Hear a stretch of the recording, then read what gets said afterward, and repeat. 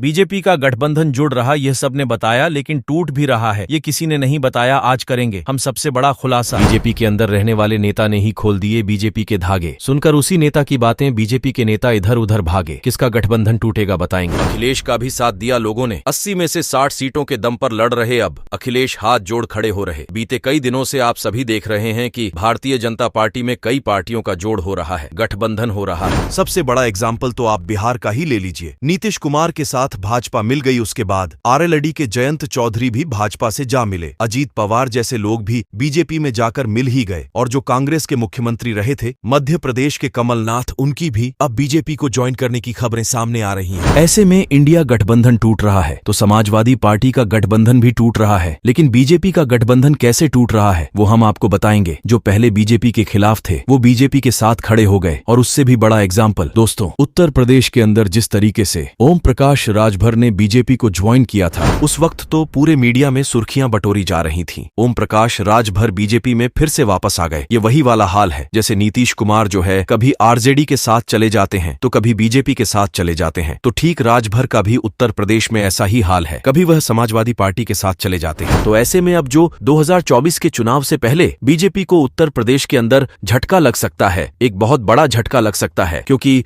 ओम प्रकाश राजभर ने भारतीय जनता पार्टी को चेतावनी दी है। बातों ही बातों में उन्होंने बीजेपी को बहुत कुछ कह डाला है। चुनाव नजदीक है और भारतीय जनता पार्टी इस वक्त चारों तरफ से घिरी हुई है।